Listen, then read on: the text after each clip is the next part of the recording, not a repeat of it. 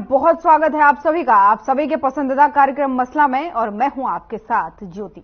लोकसभा चुनाव और हरियाणा विधानसभा चुनाव में अब ज्यादा समय नहीं बचा है, इसलिए सभी राजनीतिक पार्टियों ने तैयारियों को लेकर कमर कस ली है। और ऐसे में जहां एक तरफ रैलियां, बैठकें और यात्राएं चल रही हैं, वहीं सभी पार्टियां अपनी अपनी जीत होने का दावा भी करती नजर आ रही हैं। और अब कांग्रेस 14 जनवरी से देश भर में भारत जोड़ो यात्रा शुरू करने जा रही है। और बात करें अगर हरियाणा की, तो इसी पर हर घर कांग्रेस और घर घर कांग्रेस अभियान 15 जनवरी से शुरू होने वाला है। और इस मामले में कांग्रेस के प्रदेश अध्यक्ष उदयभान सिंह ने हमारे संवाददाता से बात करते हुए कहा कि अभियान की रणनीति को उन्होंने इस दौरान बताया। और इस दौरान उन्होंने ये कहा कि इस अभियान से बीजेपी की जन विरोधी नीतियों को जन जन तक पहुंचाया जाएगा और कांग्रेस और बीजेपी के शासनकाल की तुलना भी की जाएगी। साथ ही राम मंदिर में प्राण प्रतिष्ठा के निमंत्रण को अस्वीकार करने की बात पर उन्होंने बीजेपी पर राम मंदिर के नाम पर राजनीति करने का आरोप लगाया।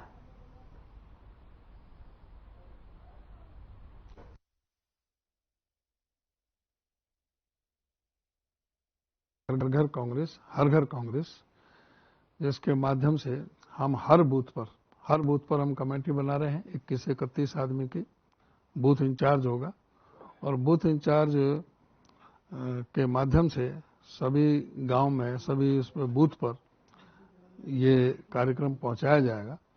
साथ ही सोशल मीडिया को भी एक्टिवेट करके उनके पास में सारे जो कंटेंट्स जो हैं वो इस समय हमारे नेताओं के जो भाषण हैं, जो भाजपा की जन विरोधी नीतियां हैं, उनको घर घर तक पहुंचाया जाएगा। जो उनके गांव में या बूथ में कोई बोगस वोटिंग है तो उनको कटवाने की बात करी जाएगी। जो वोट नहीं बन पाई उनको वोट बनवाने की बात करी जाएगी। तो ये सारे माध्यम से उसमें होगा। हमारी जो 9 साल की जो कांग्रेस का कार्य था और 9 साल का, 9.5 साल का खट्टर जी की सरकार का जो कार्यकाल है, उसकी तुलना भी लोगों के बीच में पहुंचाई जाएगी। हमारी जो अनाउंसमेंट है, आगे सरकार हम सत्ता में आते हैं तो वो भी लोगों के बीच में पहुंचाई जाएगी। और उसके लिए हमने 14 तारीख को राहुल जी की भारत जोड़ो न्याय यात्रा मणिपुर से शुरू हो रही है। 15 तारीख को हम इसको शुरुआत कर रहे हैं मीडिया को कि शंकराचार्य क्यों नहीं आ रहे बीजेपी से। शंकराचार्य जो धर्मगुरु, सबसे बड़े हिंदू धर्म के जो धर्मगुरु माने जाते हैं, शास्त्र के विद्वान माने जाते हैं, वो आज क्यों ये कह रहे हैं कि भाई आधा अधूरा मंदिर में जो प्राण प्रतिष्ठा करना या उसका उद्घाटन करना ये शास्त्र सम्मत नहीं है। तो ऐसी क्या जल्दी है, जो क्यों नहीं मंदिर को पूरा बनने के बाद में उसका उद्घाटन किया जाता। प्राण प्रतिष्ठा तब होनी चाहिए थी जब मंदिर पूरा हो जाता।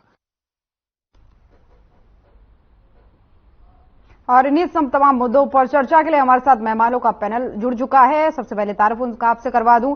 भूपेंद्र गहलावत जी, प्रवक्ता बीजेपी, हमारे साथ जुड़ चुके हैं। हनुमान वर्मा जी, प्रवक्ता कांग्रेस, हमारे साथ जुड़ चुके हैं। अनु सूरा जी, प्रवक्ता इनेलो, हमारे साथ जुड़ गई है। सबसे पहले बहुत बहुत स्वागत है आप सभी मेहमानों का। सबसे पहला सवाल हनुमान जी आपसे है, जिस तरीके से लोकसभा के चुनाव भी नजदीक हैं और ऐसे में तैयारियां सभी पार्टियां कर रही हैं, आप भी कर रहे हैं। उदयभान जी से जब आप आज बातचीत की गई तो उन्होंने कहा कि 2009 का इतिहास एक बार फिर से दोहराया जाएगा। हरियाणा में 10 की 10 सीटें हम जीतने वाले हैं। कैसे योजना आपकी जानना चाहेंगे? ऐसे ज्योति जी, हमने प्रोग्राम बनाए घर घर कांग्रेस, हर घर कांग्रेस।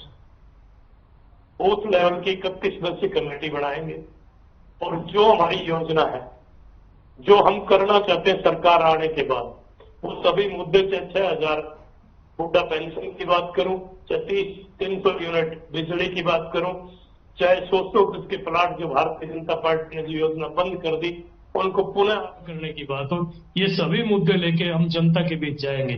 और जो कुशासन भारतीय जनता पार्टी ने जो 2 योजना से दिया है उसकी बात उनके बीच करेंगे। चाहे बेरोजगारी की बात करूं, जो 2013-14 में 2.9% आज 9% कर दी गई है, उसकी बात करें, चाहे किसानों को नाराज करें उसकी बात करें, चाहे कर्मचारियों को नाराज करें, वो सभी मुद्दे लेके हम जनता के बीच जाएंगे।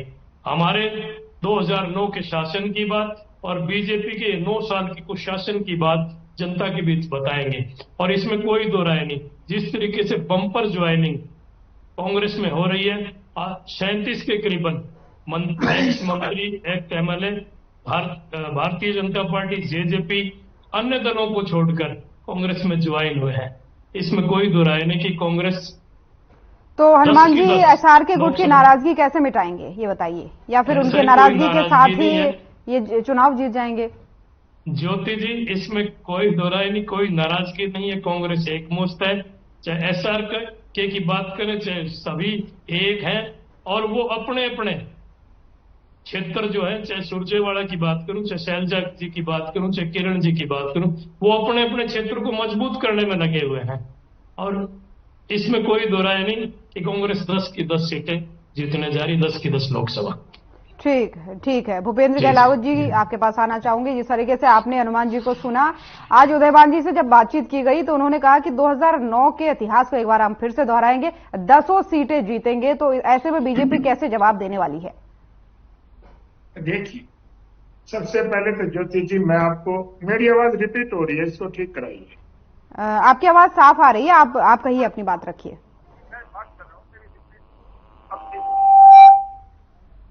देखिए, मैं तो ये कहना चाहूंगा कि सबसे पहले फिर मेरे साथी ने बात दोहराने की बात की और इन्होंने ये भी कहा कि 31 लोगों की हम कमेटी बनाएंगे। 9.5 साल से तो इनको स्टेट की कमेटी तो बनी नहीं, जिला के इनके प्रधान तो बने नहीं, ब्लॉक के प्रधान। एक नया गुट सामने आया है ज्योति जी, आपने शायद उस पर ध्यान नहीं किया हो। जब भूपेंद्र हुड्डा कोई प्रोग्राम करते हैं तो वहां 2 तरह के नारे लगते हैं। कुछ लोग तो नारा लगाते हैं कि हरियाणा का मुख्यमंत्री कैसा हो, भूपेंद्र हुड्डा जैसा हो, और कुछ लोग नारा लगाते हैं कि मुख्यमंत्री कैसा हो, दीपेंद्र हुड्डा जैसा हो। पहले तो इनको अपने घर में ही फैसला करना चाहिए कि मुख्यमंत्री का उम्मीदवार कौन है। 10 तो इनकी सीट नहीं आ रही और 2 मुख्यमंत्री तो एक भूपेंद्र हुड्डा के घर में ही हो गए। और फिर हेलो, ये डिस्कनेक्ट हो गया।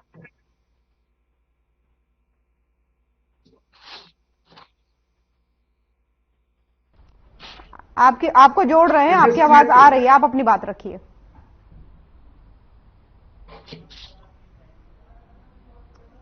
ठीक है गहलावत जी, वापस आऊंगी आपके पास, लेकिन उससे पहले एक सवाल मैं अनुसुरा जी आपसे लेना चाहूंगी। जिस तरीके से लोकसभा के चुनाव नजदीक है और सभी पार्टियां जैसे दावा कर रही हैं कि हम इस बार जीतने वाले हैं, अच्छी वोट लाने वाले हैं, अच्छी सीटें जीतने वाले हैं। गहलावत जी, आऊंगी आपके पास, आपकी आवाज सही की जा रही है। अनुसुरा जी से पहले एक सवाल ले लूं, तो ऐसे में इनेलो की तैयारियां हम रोज सुनते आ रहे हैं, लेकिन आपके ही जो कुछ कार्यकर्ता हैं, कुछ नेता है, वही खुश नजर नहीं आ रहे हैं, बल्कि पार्टी पे आरोप लगा रहे हैं कि चुनाव में पार्टी साथ नहीं देती है। ज्योति जी, मैं सबसे पहले तो आपको भी और आपके सभी दर्शकों को राम राम करना चाहूंगी, और उसके बाद सबसे पहले तो मैं ये कहना चाहूंगी कि ये जो सेंट्रल पार्टियां हैं, जनता समझती है कि सेंट्रल पार्टियों के जो एमपी हैं वो जनता का पक्ष लेने की बजाय अपनी पार्टी के नंबर बन के रह जाते हैं। इंडियन नेशनल लोकदल पार्टी चाहे कांग्रेस है, इनके जो कुशासन रहा है, अभी मेरे कांग्रेस के भाई कह रहे थे कि हम बीजेपी की नाकामियां लेके जाएंगे कर्मचारियों के बीच में, किसानों के बीच में। मैं याद दिला दूं कि जिन कर्मचारियों को कांग्रेस बरगलाती फिर रही है कि हम ओल्ड पेंशन स्कीम दोबारा लागू करेंगे, ये बंद किसने की थी? ओल्ड पेंशन स्कीम हुड्डा सरकार के दौरान बंद हुई थी। और रही बात किसानों की, तो ये अभी रिसेंटली पूरा किसान आंदोलन था, किस तरीके का साथ हुड्डा साहब ने या कोई भी कांग्रेस के किसी लीडर ने या पार्टी ने पार्टी के तौर पे दिया, वो किसी से छुपा नहीं है। उसके अलावा 2-2 रुपए के जो चेक आते थे कांग्रेस के राज में, तो हालांकि बिल्कुल ये बात ठीक है कि आज भाजपा का राज है देश में, तो भाजपा की कुरीतियां या जो भाजपा ने जो किसानों के साथ या कर्मचारियों के साथ की, लेकिन कांग्रेस के राज में जो हुआ था वो भी हम जनता को याद दिलाएंगे, और जनता को बहुत अच्छे से याद दिलाएंगे कि जो वाजपेयी जी जब सेंटर में सत्ता में होते थे और ओल्ड पेंशन स्कीम बंद की गई थी, राज्यों पे छोड़ दिया गया था कि उन्हें अपने राज्य में पेंशन स्कीम लागू रखनी है या नहीं रखनी।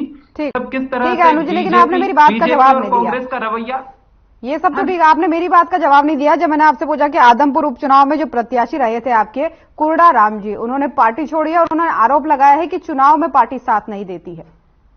जी मैं आपको बहुत स्पष्टता से इस बारे में बताती हूँ, क्योंकि मैं भी इसी डिस्ट्रिक्ट से आती हूँ। कुरड़ा राम जी कांग्रेस के अंदर जो गुटबाजी थी उससे परेशान होकर उन्होंने चुनाव से पहले इंडियन नेशनल लोकदल का दामन थामा था, और उसके बाद आज ही प्रेस कॉन्फ्रेंस उन्होंने की थी। आप प्रेस कॉन्फ्रेंस को ध्यान से सुनिएगा। उन्होंने कहा कि मुझे इनेलो से कोई शिकायत नहीं है, उन्हें बीजेपी और हुड्डा साहब से बड़ी शिकायत थी। प्रेस कॉन्फ्रेंस में उन्होंने साफ साफ कहा है। उसके बावजूद अपनी अपनी महत्वाकांक्षाएं हो सकती है, अपने निजी कारण हो सकते हैं, लेकिन मैं खुद उनके चुनाव में उनके साथ, और उन्होंने जैसा कहा कि लोकल कार्यकर्ताओं ने साथ नहीं दिया, तो देखो वो उनके विचार हो सकते हैं, लेकिन पार्टी का पूरा हाईकमान उनके साथ आया था, और मैं श्योर हूं कि कोई ना कोई निजी कारण होंगे। और हुड्डा साहब की तरफ या बीजेपी की तरफ तो वो अभी भी जाने के लिए मना कर रहे हैं, तो वो क्या चाहते हैं वो ही बेहतर बता सकते हैं। ठीक है गहलावत जी, आपके पास आना चाहूंगी। आपको मेरी आवाज सुनाई दे रही है? मेरी आ रही है आपकी? जी आ रही है आपकी आवाज आप साफ आ रही है। आप अपनी बात को रखिए, अधूरी आपकी बात रह गई थी। देखिए, मैंने आपसे कहा कि आपने एक फिर आवाज रिपीट हो रही है। आपकी आवाज ना मुझ तक पहुंच पा रही है, आप अपनी बात को रख सकते हैं। देखिए, मैंने पहले भी कहा कि इनके घर में ही दो ग्रुप हो गए हैं। पहले तो ये अपने घर को सुलझाएं और फिर पार्टी में कौन सा आदमी पार्टी पे कब्जा करना चाहता है। इन्होंने 31 आदमियों की कमेटी बनाने की बात की। मैं तो ये पूछता हूं कि आज तक इनकी प्रवक्ताओं की लिस्ट का क्या हुआ? आज तक जो इन्होंने लिस्ट बना के, बावरिया भी 6 महीने से कह रहा है कि मैंने लिस्ट दे दी, कल आ जाएगी, परसों आ जाएगी। इनका 9.5 साल में जिले का प्रधान तो बना नहीं, ब्लॉक के प्रधान तो बने नहीं, स्टेट की पार्टी तो बनी नहीं, और ये कहते हैं हम 31 आदमियों की लिस्ट बना देंगे। ये देखो, ये सपना देख रहे हैं, और सपना देखने का सबको अधिकार होता है। और दूसरी बात मैं ये कहना चाहूंगा कि कांग्रेस पार्टी ने किस तरह से लोगों को लूटा था 9.5 साल तक। मैं तो एक बार कहो तो कंपैरिजन कर देता हूं। ये कहते हैं कि हम 6,000 पेंशन देंगे। इन्होंने क्या किया था? 9.5 साल में मात्र 500 रुपए पेंशन बढ़ाने का काम किया था। जो 2005 से पहले 500 रुपए मिलते थे, इन्होंने 9.5 साल में 500 रुपए बढ़ा के 1,000 रुपए करने का काम किया। हमारी सरकार ने 9.5 साल में 2,000 रुपए बढ़ा के 3,000 रुपए पेंशन करने का काम हमने किया। हमने कितनी कल्याणकारी योजनाएं लेके हम लोग आए। हमने बगैर पर्ची खर्ची के, पूरी पारदर्शिता से, बगैर भाई भतीजावाद के, बगैर अक्षत्रवाद के 1,10,000 सरकारी नौकरियां देने का काम किया। 60,000 नौकरी अभी हमारी प्रोसेस में चल रही है, जिनको जल्दी से जल्दी हम पूरा करते हैं। देखिए, कांग्रेस के राज में जैसे भर्ती होती थी सबको पता है। 13 लिस्टें तो इनकी माननीय उच्च न्यायालय ने कैंसिल कर दी, और एक 14वीं लिस्ट जिसमें 18 पुलिस के इंस्पेक्टर भर्ती हुए थे, जो 9 जनरल के थे, 9 के 9 इन्होंने अपने रिश्तेदार लगा लिए। और जो सबसे ज्यादा मार्क्स लेने 154 नंबर जिसके थे, उसको इन्होंने छोड़ दिया। माननीय उच्च न्यायालय ने टिप्पणी की है कि ये लिस्ट संदिग्ध और इसकी इंक्वायरी की जाए। किस तरह से जैसे पेंशन बनती थी, इनके दलाल घूमते थे, 15-15 हजार रुपए लेकर के पेंशन बनाने का काम होता था। पीले कार्ड भी जिसके कांग्रेस के आदमी सिफारिश करते थे उसका बनता था। आज किसी को ना फार्म भरने की जरूरत है, ना कहीं जाने की जरूरत है, और उसके घर बैठे हुए उसका राशन का, बीपीएल का भी कार्ड आता है, पेंशन भी घर पे खाते में आ जाती है, और आयुष्मान योजना का कार्ड भी उसके मोबाइल पे पहुंच जाता है।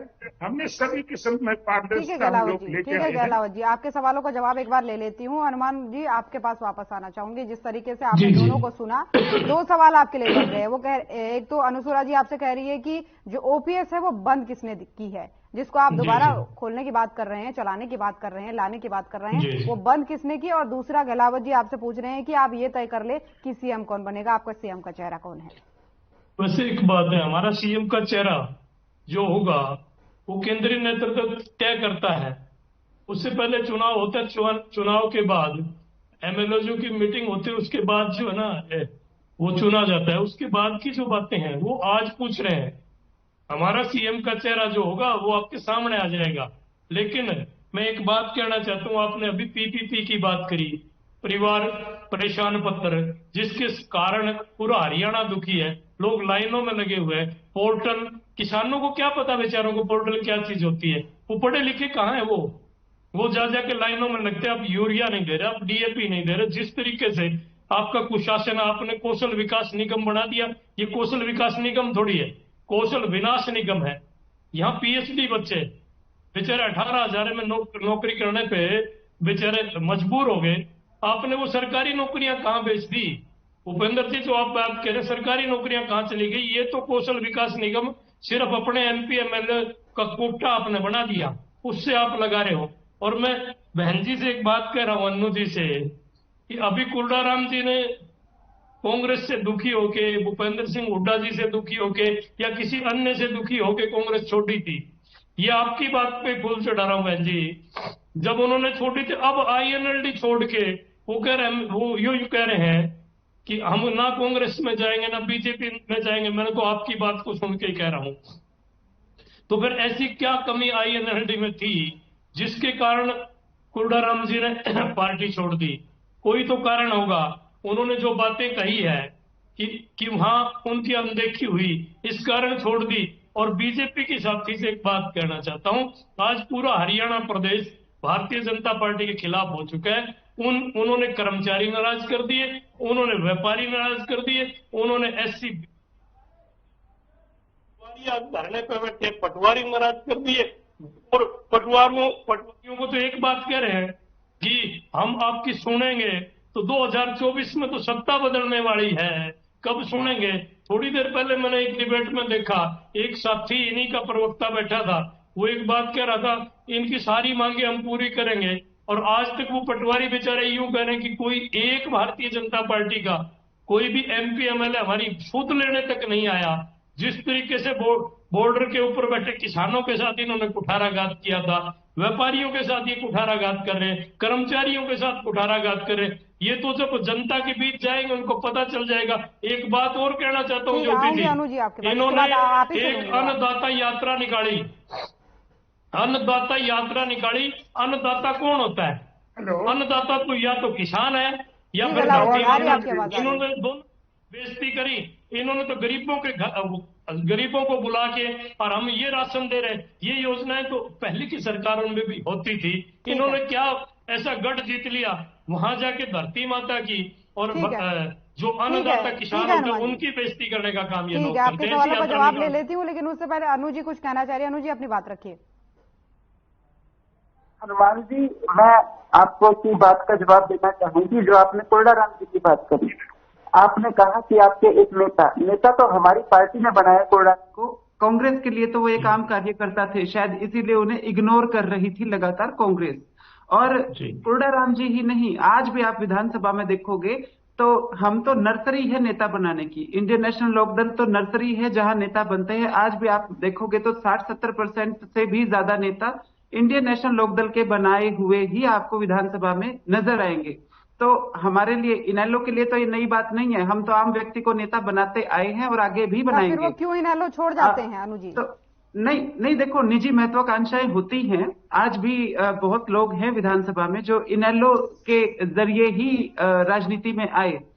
उसके अलावा मैं ये कहना चाहूंगी, सुनिए हनुमान जी, पूरी बात सुनिए।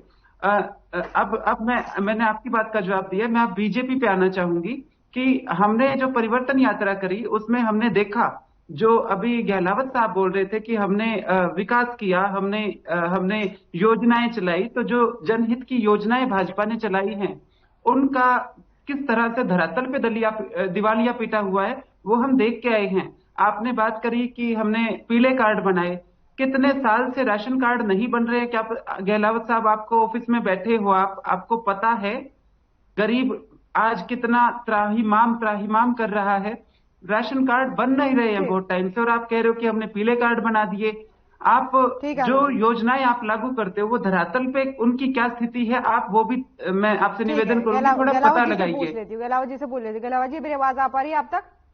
आपकी आवाज आ रही है, लेकिन कांग्रेस के प्रवक्ता की मैंने आवाज नहीं सुनी। ठीक है, कोई बात नहीं, मैं बता देती हूँ उन्होंने क्या कहा है। उन्होंने ये पूछा है कि जिन विकास परियोजनाओं की आप बात कर रहे हैं, नौकरियों की बात कीजिए, सरकारी नौकरियां कहाँ हैं? जिस कौशल विकास की आप बात कर रहे हैं, सरकारी नौकरियों का आंकड़ा दीजिए, वो ये कह रहे हैं। और साथ ही अनुजी ने कहा कि धरातल पर आपकी योजनाएं नहीं दिख रही हैं। देखिए, ये जो 5, ये फिर आवाज रिपीट हो रही है, फिर आवाज रिपीट हो रही है। आपकी आवाज मुझ तक पहुंच रही है, आप अपनी बात रखिए। जो 5 राज्यों के चुनाव हुए, उससे पहले लोकदल पार्टी भी कांग्रेस की गोदी में बैठने को तैयार, और उसके बाद कि हम तो गोदी में नहीं बैठेंगे। लेकिन मुझे ऐसे लग रहा है कि कुछ ही दिनों की बात है, शायद ये दोनों हाथ ऊपर खड़े करके, और ये भी दूसरी जो इंडी गठबंधन के लोग ड्रामा कर रहे हैं, ये भी ड्रामा ना करें। दूसरी तो मैं कांग्रेस की बात करके कहता हूं कि भाई देखिए, ये तो सब जो भी संस्थाएं हैं वो हम चला रहे हैं, हमारी सरकार है, हमको देखना है। आपको अपनी पार्टी की चिंता होनी चाहिए। जहां कल तक आप एसआरपी गुट की बात कर रहे थे, 2 गुट तो इनके परिवार में हो गए, और एक गुट की आपने जिक्र नहीं की। कैप्टन अजय यादव भी कल इनकी मीटिंग में हाजिर नहीं थे। ये तो कितना बिखराव इस पार्टी में है, कोई किसी को पता ही नहीं है कौन इस पार्टी में रहेगा, कौन पार्टी में भाग के जाएगा। और लोकदल की तो मैं कहता हूं कि उनका तो 1% वोट मिली थी। हम चाहते हैं विपक्ष मजबूत हो। हम तो चाहते हैं कि भाई एक एमएलए तो उनका बना है, भाई एक हमारी बहन को भी अगर टिकट मिले तो ये भी बन जाए, अच्छी बात है। इससे ज्यादा उम्मीद करने की तो इनको कोई आवश्यकता है नहीं।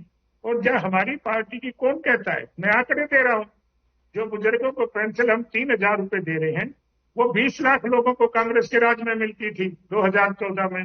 हमारी सरकार 31 लाख लोगों को दे रही है, मैं तो आंकड़े दे रहा हूं। 31 लाख लोगों को हम पेंशन देने की बात कर रहे हैं। और जितना 1,20,000 तक इनकी इनकम थी, जो बीपीएल कार्ड की थी, उसको हमने 1,80,000 कर दिया। और हम तो फ्री में अनाज भी दे रहे हैं। कौन कह रहा है कि हम धरातल पर नहीं है?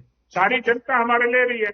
और जो भी लोग आखिरी लाइन में बैठे हैं, किसी वजह से अगर वो वंचित रह गए, तो हमारी जो भारत विकसित संकल्प यात्रा है, वो गांव-गांव में जाकर के जो आखिरी पेंशन में भी व्यक्ति बैठा है, उस तक भी उसका लाभ पहुंचाने का काम कर रहे हैं। हम मौके पर ही तुरंत उनकी समस्याओं का समाधान कर रहे हैं। ठीक है गहलावत जी, हनुमान जी आपके पास आना चाहूंगी। फाइनल कमेंट पूरी डिबेट पे, 15 सेकंड आपके पास है, फिर अनुजी आपके पास आऊंगी। एक बात कहना चाहता हूँ, बहन जी ने अभी कहा कि हमारी तो नर्सरी है INLD, तो फिर आपके नमक में तो कुछ खराबी है बहन जी, जो आपकी नर्सरी में तैयार होकर चले जाते हैं जो लोग। लेकिन एक बात कहना चाहता हूँ भूपेंद्र जी, आपकी जो भारतीय जनता पार्टी है, हमने तो लोकतंत्र को बचाना है, लोकतंत्र को बचाना है। 2005 के बाद इसलिए इंडिया गठबंधन में, आप सुने ना मेरी बात को भूपेंद्र जी, इसलिए इंडिया गठबंधन में वो लोग आएंगे जो लोकतंत्र बचाना चाहते हैं। आपने तो 146 1 मिनट में 146 सांसद बाहर निकालने का काम कर दिया, और आप ऐसी बात करते हैं लोकतंत्र पे। कमी है, अनुजी आप अपना फाइनल कमेंट देंगी। जी, मैं हनुमान जी को याद दिलाना चाहूं कि कांग्रेस की नर्सरी से अशोक तंवर को प्रताड़ित करके निकाला। अभी रिसेंटली कुलदीप बिश्नोई कांग्रेस की नर्सरी से किसने निकाला? आप राजनीति में हैं हनुमान जी, अपना गिरेबान भी झांकिए, अपना गिरेबान भी झांकिए। दूसरा मैं कहूंगी गहलावत जी, आप उम्र में बड़े हैं, इसलिए मैंने आपकी बात को काटा नहीं, लेकिन आप जो कह रहे हैं कि इंडिया गठबंधन में इनेलो शामिल होना चाहती थी, राजनीति है। आप वही पार्टी हैं जो महबूबा मुफ्ती के दामन में जाके जिन्होंने आसरा मांगा था, जिसको आपकी पार्टी आज देशद्रोही कहती है, जिन्हें नजरबंद करती है, उनके हाथ पकड़ के आप सत्ता में पहुंचे थे। चाहे वो ठीक है गहलावत जी, फाइनल कमेंट। गहलावत जी आप कुछ कहना चाह रहे हैं? फाइनल कमेंट, फिर समय नहीं मेरे पास। ये वही समर्थन दिया करते थे। कांग्रेस पार्टी में जब तक राष्ट्रीय स्तर पर माँ बेटा है और हरियाणा प्रदेश जो है बीजेपी वालों पे ईडी के छापा मारो, पता चलेगा नहीं है। हम 2019 में भी 10 की 10 सीट जीत के आए थे, और अब दोबारा से 10 की 10 सीट जीत के आएंगे। इसमें कोई संकल्प करने की जरूरत नहीं है। ठीक है, बहुत बहुत धन्यवाद आप सभी मेहमानों का। तो लोकसभा चुनाव नजदीक है, साथ ही हरियाणा के विधानसभा चुनाव भी नजदीक है। ऐसे में आरोप प्रत्यारोप का दौर भी पार्टियों का जारी है और चुनाव की तैयारियां भी जारी हैं। फिलहाल आज के मसले में इतना ही। नमस्कार।